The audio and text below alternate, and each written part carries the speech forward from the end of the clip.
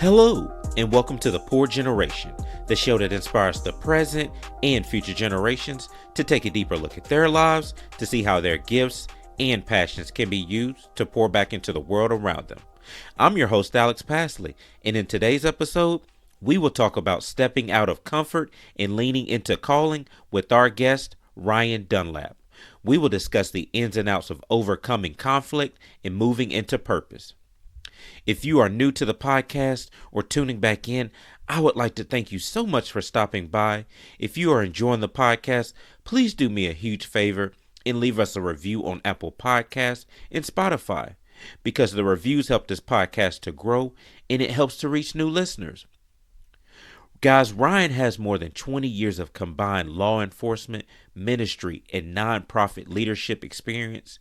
He has recently stepped out in faith and has created his own business and is a highly sought after expert in complex conflict and crisis. Man, I am so excited to get the opportunity to sit down with you today and to learn more about your story and to get a better understanding about handling conflict when it comes to overcoming difficult situations and conversations in life. Thank you so much for joining us today, and welcome to The Poor Generation. Oh man. Well, first of all, thank you for having me. I'm certainly glad to be here and to be able to speak into your platform here. I love what you're doing and what it stands for. Oh, for sure. So I really want to start at the beginning and really unpack your story. So where did the passion to be in law enforcement come from? For me, it was something I've always wanted to do, right? I came from a family that was service oriented. My mom and my dad both grew up in the south side of Chicago, and they didn't have great experiences in the ghettos, basically, you know. But what was interesting was they both found themselves in the military. And so they traveled the world and had some experiences in the military. And so I grew up in a military home. I grew up on military bases, traveling the world in very diverse cultures and learning different languages. And naturally for me, I just gravitated towards that. But for me, I wanted to be in law enforcement. And my initial plan out of high school was to be a military police officer. And then I think I was in ninth grade. I almost passed out from an asthma attack. And if you know anything about the military, you know, asthma is an automatic disqualifier. So I wasn't able to follow in my parents' footsteps in the military, but I went right into to law enforcement after college. And it was, you know, the rest was history. Okay. So how did the opportunity to become a pastor happen? Yeah, man. So it's kind of interesting. I almost have to take it back before that. So I met my wife in high school, and we've been together since we were in 10th grade. And it was interesting because she had this vision for our future before we had cemented it. And I remember we had this conversation one day, and she said, "Hey, so if we're gonna do this thing, if we get married or whatever, like I got a couple of requirements." And one of the things she said is, I get to be a stay-at-home mom, and you need to have a better relationship with the Lord. You know, we grew up fearing God, but not knowing Jesus. So, you know, for us, it was kind of one of those do the right thing, live a good life, you'll get to where you're trying to go. But after meeting my wife, you know, and seeing her conviction in that, it opened the door for me to experience a relationship with the Lord. And the way that happened was that she wasn't allowed to date. And so the only time I could see her was in school or when her parents came to pick me up and took me to church. So I started going to church with her family in high school. And that's how we built rapport and relationship over the years, myself, her father, and mother. And so throughout my law enforcement career and journey, we were regular attendees at her family's church. And my faith was growing and growing, and we eventually moved out of Virginia, and I transitioned over to Georgia, man. And I was doing a lot of stuff in law enforcement. I went from gang intelligence to special victims detective, SWAT hostage negotiator, crisis intervention officer. I was doing forensics. So it came to a tipping point where my wife said, "You're doing too much. You know, I feel like a single parent, and I need to see more of my husband. I know you're living out your dream, and I'm going to support you, but also this is how I'm feeling." And it just so happened that around that time we had been serving for years faithfully at our home church, and they were looking for a director of security. And this is a large mega church in Atlanta. And so I was asked by some of the senior staff to put my name in the hat. Um, I got selected for the position and initially took a position, a paid role at the church as the director of security. And then that morphed into a pastoral role where I became a pastor at the church. I went back into law enforcement as a chaplain, doing chaplain services for law enforcement. And my wife and I were speaking into other families, helping them manage trauma and divorce and marriage. We were burying babies and marrying families. Like we were doing all of that stuff together in law enforcement, but in a ministry capacity, which was great. And then eventually I was asked to step into the executive pastor of operations role for that church, and just got to steward over a much larger portion of that ministry. So yeah, it was kind of really, it was the impetus of my wife saying it's time to pack it up. I got you. I got you. So in that season of your life, how did faith play a role in finding your purpose later on in life? Yeah, I mean, faith was always the thing that we leaned in on. You know, it was always easy for me to know the difference between what I wanted to do and what I felt I was called to do. And so that wrestling was always apparent. It was never hidden, right? It's kind of that Jonah moment. My Nineveh was always clear to me. It was just a decision as to whether or not I was going to go. So leaving law enforcement was not a hard decision to make in terms of clarity. It was a hard decision to make in terms of comfort. And so, you know, I remember after I stepped out, I almost went back, and I found myself one day, I was in prayer before I was going to work, irritated, frustrated, you know, not even the pretty kind. You know, I was mad, and I was having this conversation with the Lord, and I was like, man, this ain't it. Like, you know, like this isn't it. I need to get back out there. I've got so much more to give. And I had just finished a 3-year hiring season with a particular 3-letter organization in the federal level of law enforcement. And it was a dream of mine to become a federal special agent for this particular organization. And it just so happened that my wife and I had signed on to go on a missions trip. So we go to this missions trip to Indonesia. And during this trip, man, the Lord just wrecked me. Absolutely wrecked me. I'm praying in ways I never prayed before. I'm hearing from him in ways I never heard from before. And I'm like, man, this ain't me. Like, I'm not hyper spiritual, you know? But on that trip, the Lord was very clear in revealing to me that my season in ministry in church was my season. That's where I was supposed to be. And so when we got back from Indonesia, I made a call back to this particular agency and said, hey, thank you for the opportunity. I had a date like the next month. I was going to resign from church and go training to be a special agent. And I had to decline that and put it down. And I feel like the Lord confirmed it immediately. Like as soon as I put that dream down, right, everything that I didn't know I wanted and needed became clear. It was like God was just kind of hanging on to my next until I was ready to stop playing, you know, in the sandbox with these other ideas and things. You know, what I learned in that season was that my purpose wasn't tied to my position. You know, for the longest time, I thought, like a lot of people, right? When you say, what is your purpose? A lot of people feel what they're actually saying is, what is my assignment? They think they're saying purpose, but what they're actually saying is, what is my assignment, right?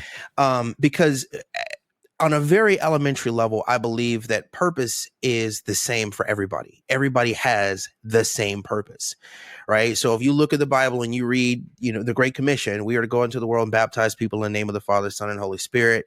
We are to know that God is with us. So we love God, we love people. That is our purpose. How we walk that out is going to be done according to our unique makeup and our unique gifts. Right? I heard somebody explain it this way before. A knife, a spoon, and a fork are all designed with the same purpose, the purpose to serve, but how they serve is done according to their unique design. And so for us, our unique design informs how we fulfill our purpose. And for me, I thought I was called to serve and protect as a police officer. But in that ministry moment, in that faith journey, that missions trip, God revealed to me that my purpose wasn't tied to my position, that position was one assignment in a string of many assignments that I'm going to have in my life, and that I had to be willing to put assignments down to pick up the next, to pick up the next. And each one was cumulative in my growth to get to the place he was taking me. And so understanding that wasn't hard. Being obedient, that was hard. Yeah, You yeah, know what I mean? yeah. So, how has your purpose evolved into your own business now? Yeah. So the long and short of it is, man, this is what I've always done. I just didn't have a name for it. So whether I was in law enforcement, in ministry, or as an executive leader, because I went on to do some executive leadership stuff, both in the church and in the nonprofit space, I always found myself helping other people solve critical problems. And for me, I recognize that God created me to be a problem solver and a calm in chaos. That it's just a place where I've always thrived. And so what ended up happening was I took a new job coming to Tennessee, and the organization that I stepped into, there were some challenges. And uh, I decided to step out on faith and start my own practice, my own conflict strategy consultancy that dealt with some of the problems that we had in that organization, but also some of the problems that we had seen in other organizations as we were acclimating ourselves to a new city. And so I had to learn how to zoom out from my own life. We tend to put ourselves in boxes and say, well, I am a police officer, I am a pastor, I am a dot, dot, dot. But when I zoomed out, I recognized that I'm a problem solver. In whatever room I go into, I'm a problem solver. And that's what God calls me to do, is to solve problems that most people can't solve on their own. And so as a conflict strategist, it started really with churches that were dealing with sexual misconduct behaviors, high conflict personality pastors who were leading into a toxic culture. Those were my people. Those are the people that I was talking to and advising in the background. And then it just expanded from there, working with corporate leaders and elected officials and a lot of different industries, helping organizations get honest with themselves about themselves to quell culture. I'm sorry, to quell conflict, to build up their culture. Yeah. Yeah, that's awesome. It's amazing to see the great work that you're doing in the community. So, how would you encourage someone whose vision for their life is in direct conflict with the loved one's desire for them?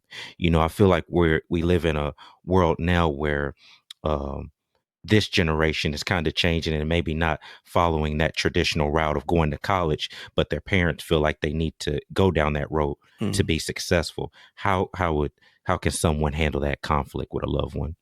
Yeah, very carefully, man. It's there's no easy way to do it. I'll tell you, a lot of my clients today are dealing with intrapersonal conflict that's been tied to them pursuing dreams of their parents.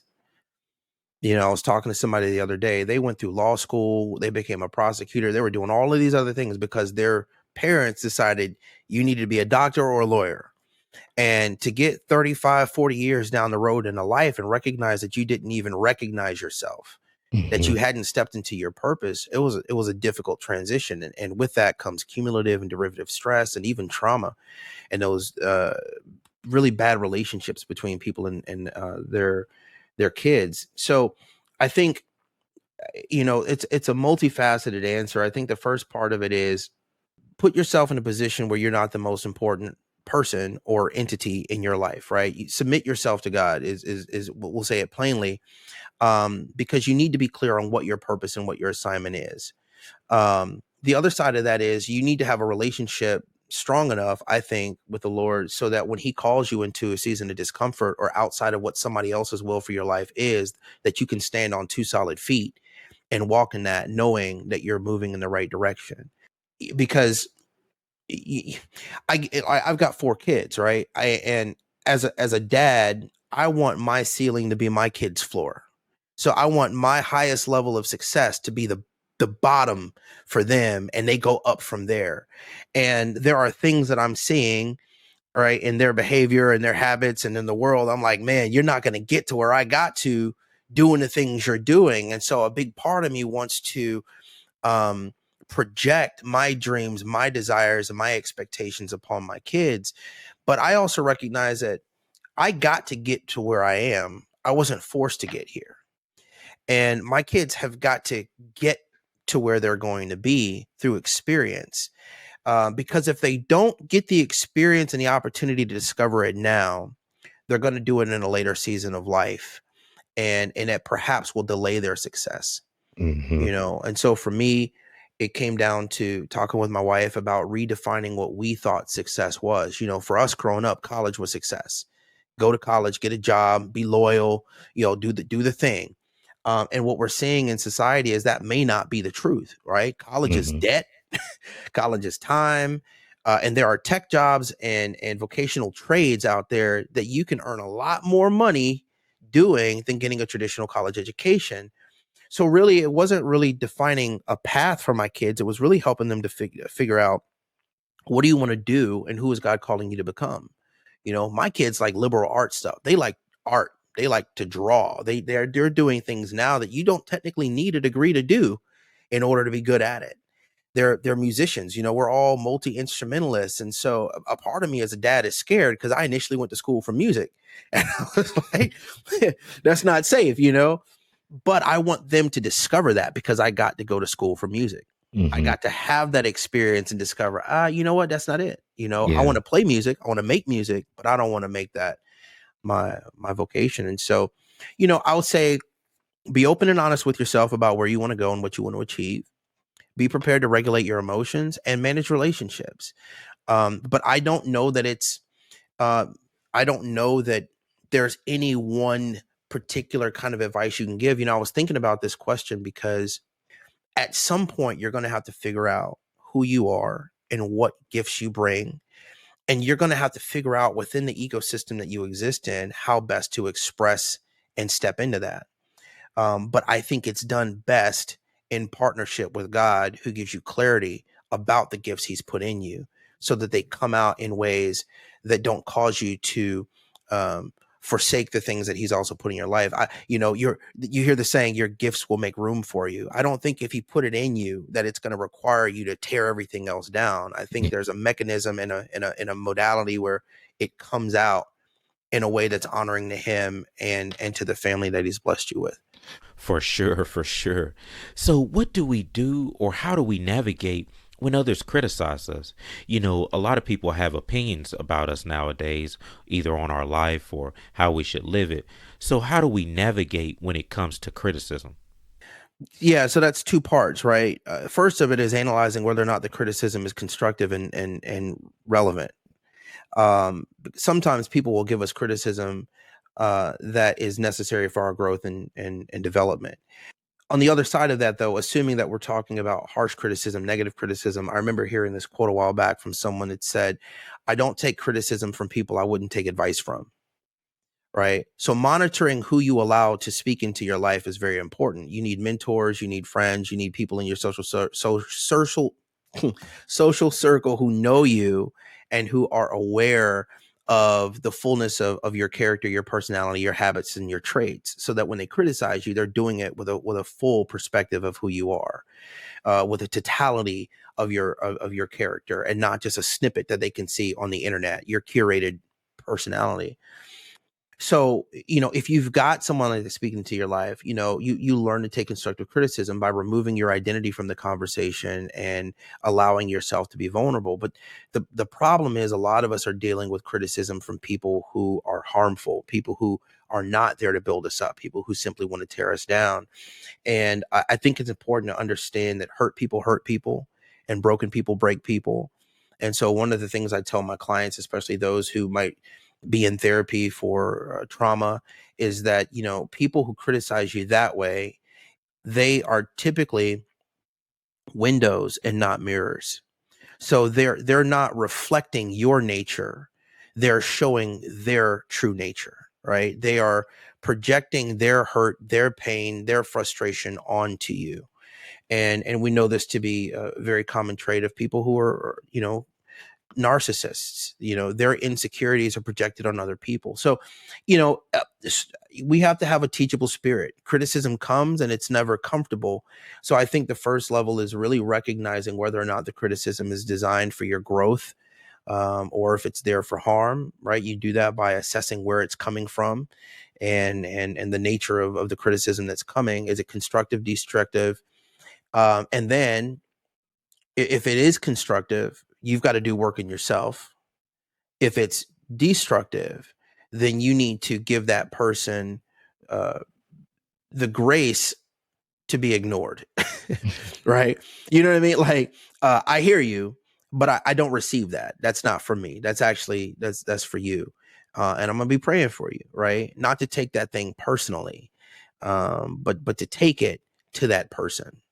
Yeah, I think that's so true and so important. So, uh, how important is it to be in a positive environment and around positive people? Um, sometimes we don't even realize that we're in a toxic place until years later, and we look back and it's like, man, that really wasn't a healthy environment. Yeah. So obviously, it reminds me of this story from my childhood to really kind of articulate the importance of that. Is when I told you I lived in a military family and we moved around a lot. I went to 7 different elementary schools, and we were living in. We had just moved to Virginia. We were living in Hampton, Virginia, and we had gotten our first single family home. We had lived in base housing or apartments and condos, and so this was our first single family home. We got a yard, a mailbox. It was dope for us. And I was about 10.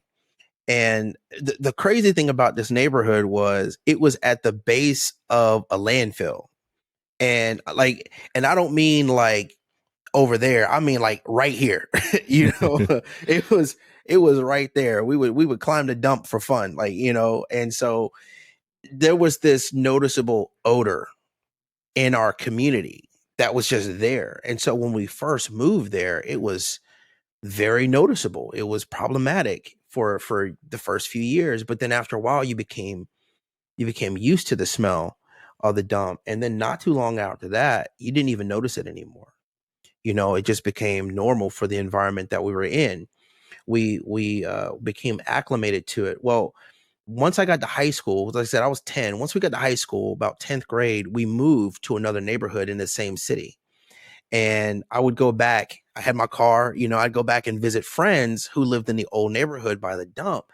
And every time I would go back, after having lived away from that environment for a season, I'd come back and be like, oh my gosh, that smell, I would smell the dump again. And so just kind of reflecting on that, you realize that the longer you stay in a toxic environment, the less you're able to discern what that environment is doing to you, because you become more like your environment.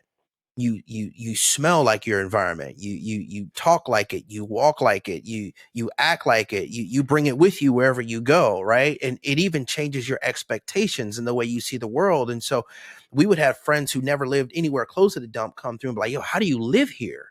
And we had just been like, we had accepted it as normal. That level of toxicity was normal for us. There's this saying that if you stay in a toxic environment long enough, either you will change it or it will change you.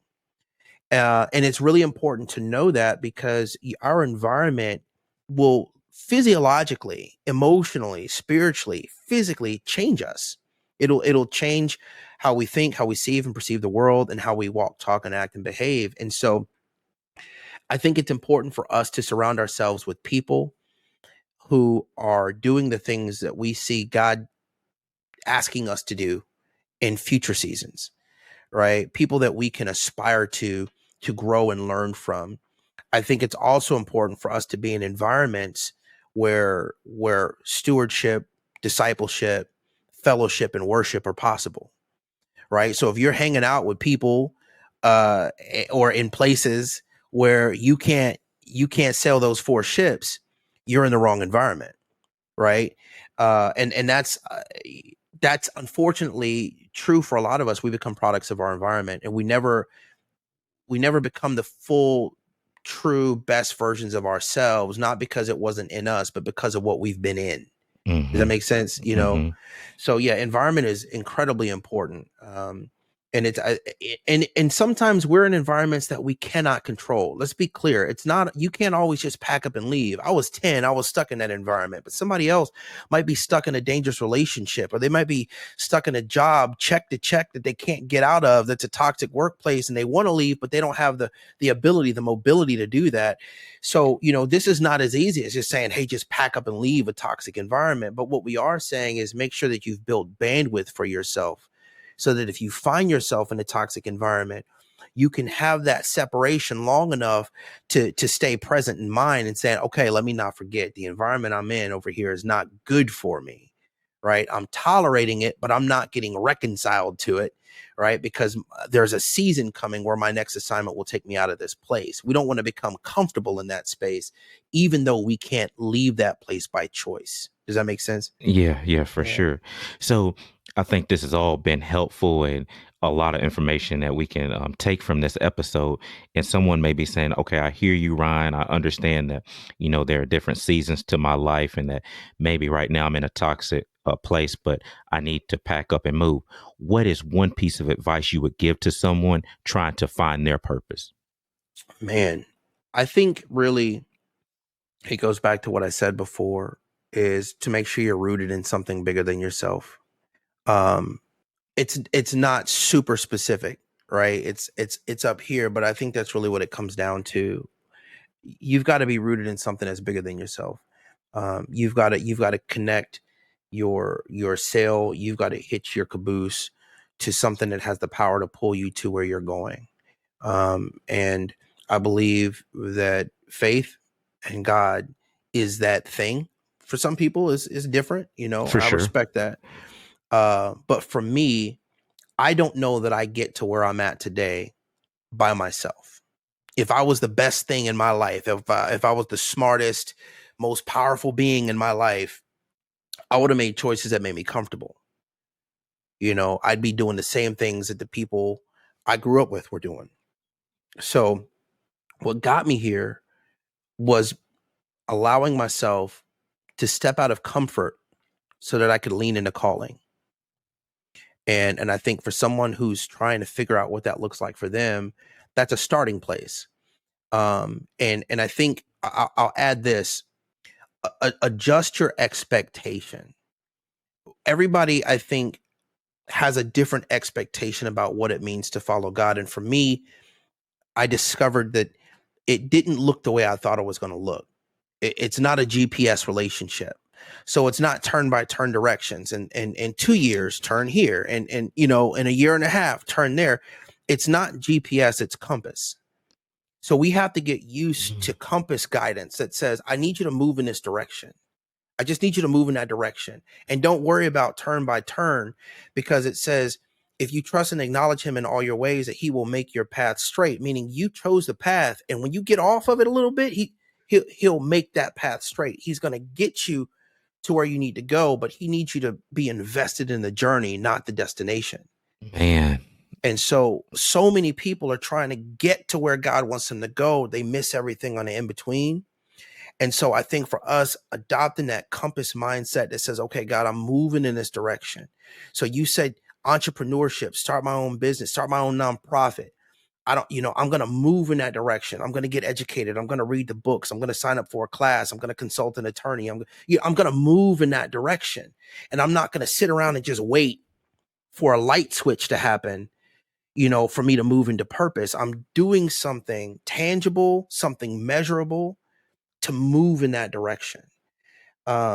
Instead of just, expecting things to just flip and switch. So I know that's a big, sometimes hard to wrap your arms around answer, but it's my reality. It's my truth. I made plans that I had to cancel, right? So the plans I had are not what I'm doing today, because I had to abandon GPS leadership for compass guidance, right? And once I did that, every plan that I had turned to a Jeremiah 29. Well, okay, I know the plans he has, I know the plan he has. I know the plan I'm pressing into that, and it's a very different way of living life. But I can tell you that the rewards, the gifts, everything that you get is so much sweeter. You get that Galatians kind of do not grow weary in doing good, for in a due time you shall reap your harvest if you do not give up. Just keep pushing in that direction Come and on, you're going to man. get to the place you want to go. You know what I mean? I can't emphasize that anymore, man. It is what it is. Yeah. It is what it is. Yeah, man. Man, you dropping some wisdom, man. This is great. So I always ask my guests two questions before we go. Yep. Question one, who or what is pouring into you right now? Yeah, man. We've got a crew, man. It's cool. We're connected with a startup church here. It's a little over a year old here in Tennessee where we live, and we've got some great men of God and women of God who are intentional about speaking into our lives and the things that we're doing. When we first got here, I decided I was going to step out of ministry. I was like, I need a break. Ministry wore me out. But we connected to this church and we found respite, we found recharge. And so we've got some folks who spoke in, and I felt like the Lord really just kind of lifted burdens and really made an opportunity for us to both be poured into and then to be able to pour out. So we've got a great crew through our church right now, people who are walking with God, who we can press into as needed to make sure that we're rooted and grounded in this season. Okay, cool. Question two, what are you doing right now to pour into this world? Oh man, I'm probably too much.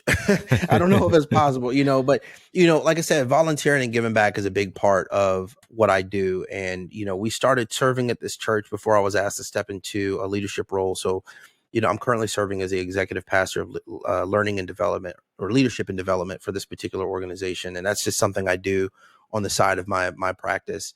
But man, I volunteer for boards. We've got a section of the community here that is socioeconomically challenged, um, educationally deprived, and really kind of cast aside. And so, one of the organizations I sit on the board for is our local PBS affiliate.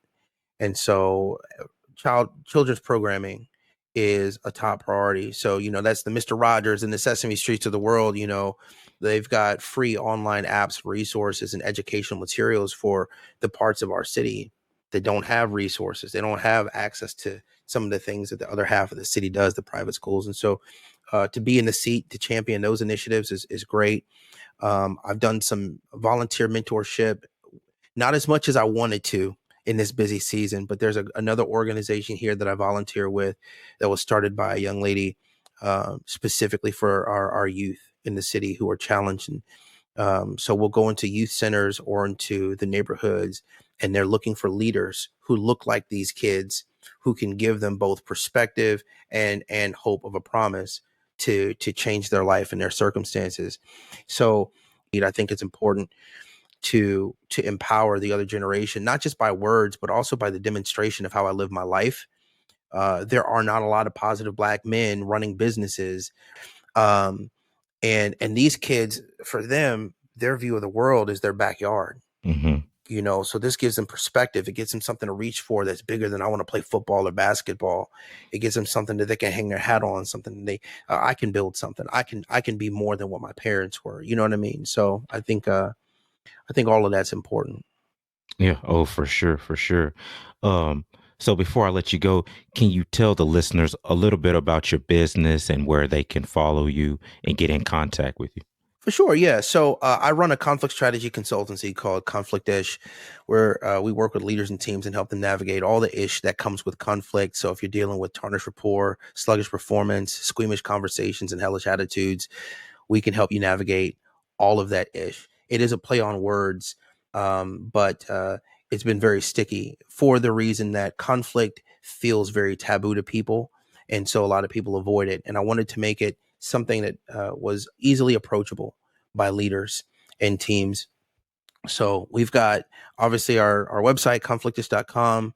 Right now, we've got a growing community. And so you can find us on there at Conflictish. And we're getting ready to launch our private community for those who want to take learning and conflict strategy and conflict presence to the next level, but might not have the funds to invest in private coaching and just want to get into a low cost community. We're getting ready to launch that too, which I'm really excited about. Oh, wow, that's awesome. Thank you again for sitting down with us today on The Poor Generation. I know this episode will bless a lot of people. Listeners, I have 3 key takeaways I want to leave you with today. The first key takeaway is monitor who speaks into your life, because you should only take criticism from people who know your character, habits, and personality.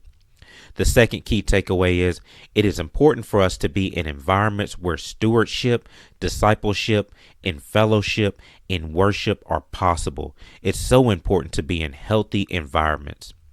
The third key takeaway is invest in the journey and not the destination. I think a lot of us focus too much on the destination and don't focus enough on the life lessons along the journey. In closing, I want to share some helpful resources. Remember, if you are dealing with something or need healing, please go get the help that you deserve. Therapy is so important and is something that we should all invest in. A small group and community is important too, because we can't do life alone and we shouldn't do life alone. We need positive people pouring into our lives constantly. If you are still listening, I want to give you a huge thank you. Thank you so much for tuning in today's episode. Please follow us on Instagram, The Poor Generation. I would love to hear about your life stories, and if you have any questions or book recommendations, please reach out to me. My email address is in the podcast description on all platforms. Also, please do me a huge favor and leave us a review on Apple Podcasts and Spotify, and download the episode. The reviews and the downloads help this podcast to grow, and it helps to reach new listeners. Man, we are having meaningful conversations that are changing people's lives. It's so amazing to see y'all step out in faith and to pour into your local communities. I want to end the show by saying that you are loved and that you do have a purpose. You do have unique gifts and talents to offer this world. I love you, and I will see you in the next episode.